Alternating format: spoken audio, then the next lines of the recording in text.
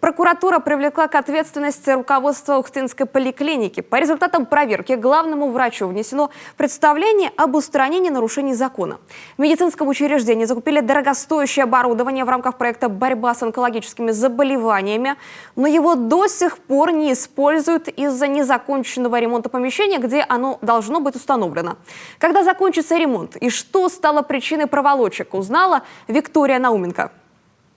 Рентгеновский маммограф с принадлежностями стоимостью 11,5 миллионов рублей и рентгеновский диагностический комплекс еще за 16 миллионов в поликлинику поступили в мае прошлого года. Но это оборудование ухтинцы не оценили до сих пор. Из заметных изменений только ремонт. Внутри только ремонт еще пока видели. Больше ничего. Ничего заметного нет. Ремонт ведется, надеемся, скоро все будет достойно выглядеть. Именно эти ремонты стали главной причиной проволочек с оборудованием, поясняет руководство учреждения. Закупленные аппараты можно использовать только при наличии соответствующих нормативам помещений, а работу над ними необходимо было провести масштабную. Это большой комплекс ремонтных работ по 3 кабинетам, 2 кабинета маммографии и 1 кабинет, где установлен новый рентген-диагностический комплекс.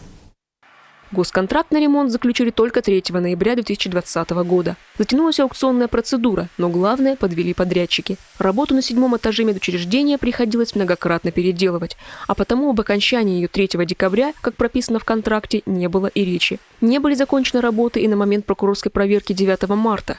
Но буквально через неделю, 17-го, ремонт наконец подошел к концу.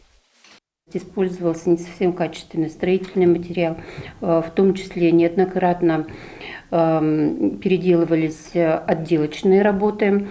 Поэтому учреждение все-таки добилось, чтобы работа была сделана качественно, чтобы все было сдано согласно техническому заданию.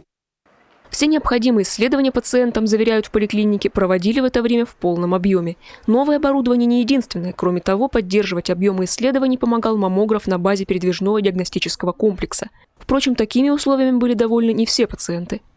Передвижный комплекс, как вы считаете, для человека на улице 25 градусов мороза, мы тут стоим по 20-30 минут. Не все же на машине, это не есть хорошо. Тем временем интернет наводнил информацией о том, что якобы из-за простое оборудование необходимый инструктаж по работе с ним медики проходили дважды. Сначала в декабре 2020-го, потом в марте нынешнего года. Причем оба раза на средства бюджета. Эту информацию в поликлинике опровергают. 4 сотрудников действительно обучили, но не на бюджетные деньги. Обучение проводилось за счет средств